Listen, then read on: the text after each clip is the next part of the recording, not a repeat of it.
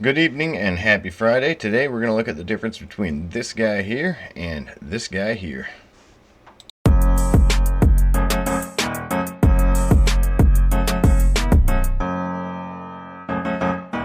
Police say the suspect responsible for a school shooting in southeast Dallas yesterday is now behind bars, and the district has not given details about how that gun made it to campus or the circumstances leading up to the shooting. Exists on campus. Tonight on Eyewitness News at 6, we continue to follow the investigation underway at Florida State University in the wake of a deadly mass shooting. First and foremost, I'm not here to talk about the shootings. I'm not.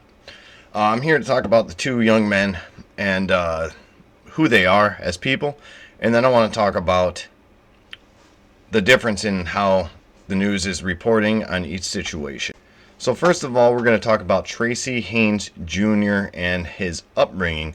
I'm going to play a quick clip of what was released from his Instagram afterwards that was proven to be him, and then we're going to go on to talk a little bit more about his high school once again.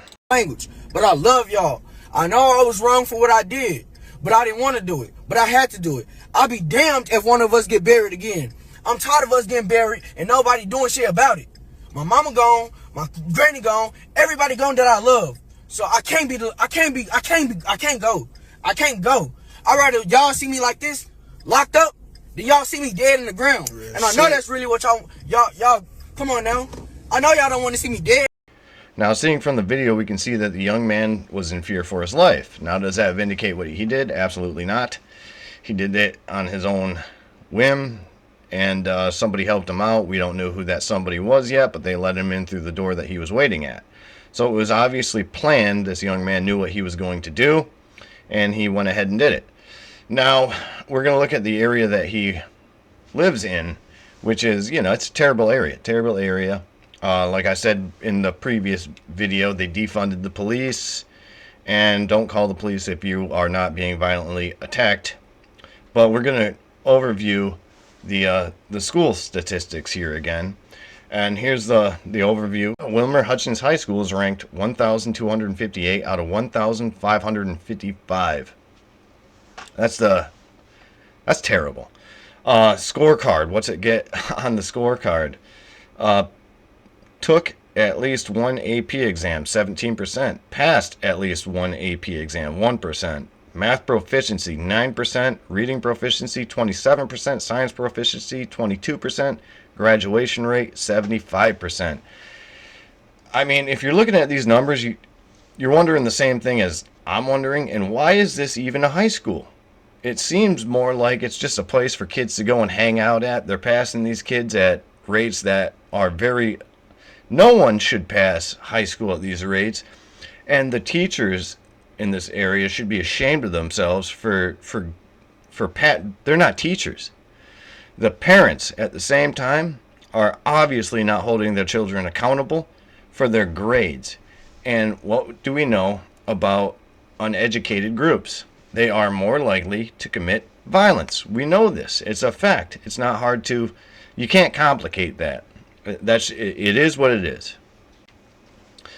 Now that's all I could find about Tracy Haynes Jr. And I've done some searching. I've been sitting here for like 2 hours trying to look for this young man, and it all just stems to the same thing. So you're not going to find anything about his parents. You're not going to find anything about who he associated with. You're not going to find his criminal record if he has one.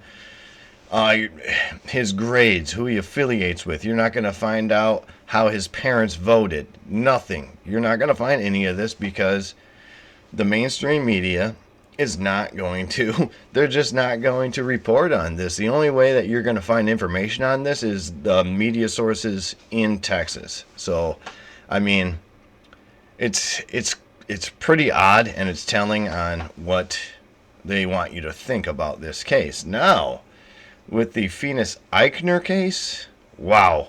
Let's start going over that. All right, so I'm going to be reading from CNN on this one because they did an outstanding job at reporting on who Phoenix Eichner is. So, just a little bit about it. When Mr. Eichner was taken into custody after being shot and injured by University police, Phoenix Eichner, 20, was carrying a handgun that used to be the service weapon of Sheriff Deputy Jessica Eichner, his mother, or his adopted mother. She adopted him. Let's see what else we have here. Phoenix Eichner was a member of the Sheriff's Youth Advisory Council, which is designed to provide an open line of communication between the youth of Leon County and local law enforcement, according to a news release from 2021. McNeil described him as a long-standing member of the council.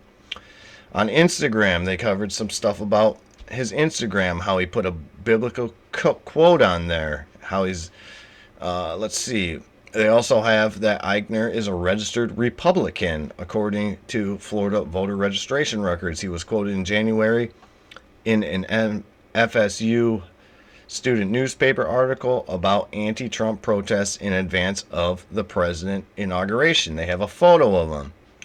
Let's see, what else?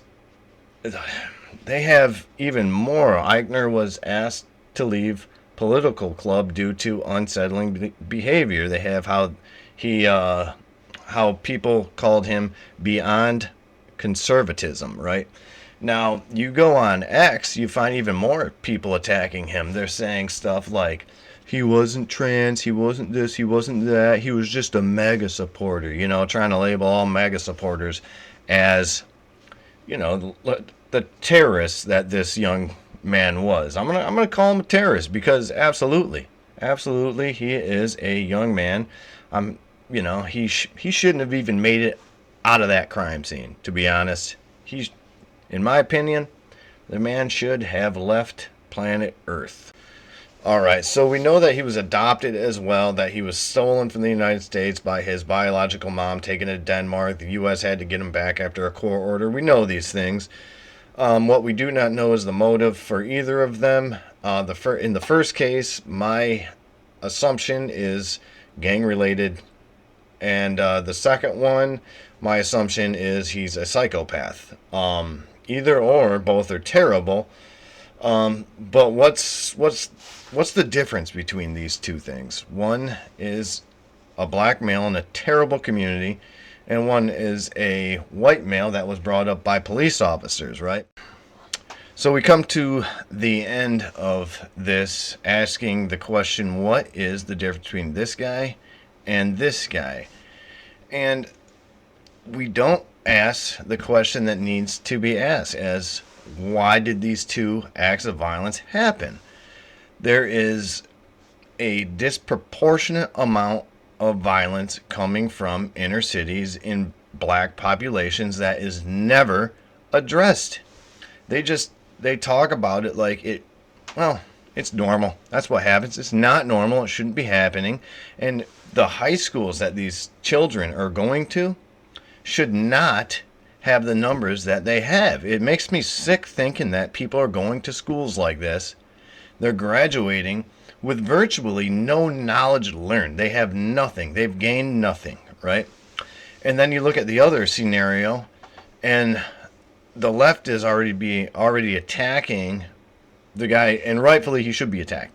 But they're attacking him only because he voted Republican, or supposedly voted Republican, but they're not asking a question. What was wrong with this individual that made him look at human life as if it is expendable? Now, what no one is actually addressing is the gang violence epidemic and the mental health epidemic that's happening in our country. No, they're not even trying to put a band-aid on a broken leg here, right? They're blaming weapons when it has nothing to do with the weapon. Was a weapon involved? Yes. But did the weapon choose to be there? No, because weapons don't have the capability to engage, targets. It's the person. That's what they're not addressing. And until these two situations are addressed, the mental health and the gang violence, nothing is going to change. People are just going to continue to point fingers, and no one's going to learn anything. We need to address these situations in our country. And, when I started this channel, I did not expect to be serious. But, certain things need to be talked about. And I'm hoping soon that all this this nonsense that's happening simmers down, because I want to start making people laugh, So I mean, we'll see what happens in the next couple weeks. I'm going to continue to report on this. Yeah. Pray for a better tomorrow, please. And, in closing, get out there, do some PT, hug your family, and I hope you have a fun and safe weekend. All right, bye.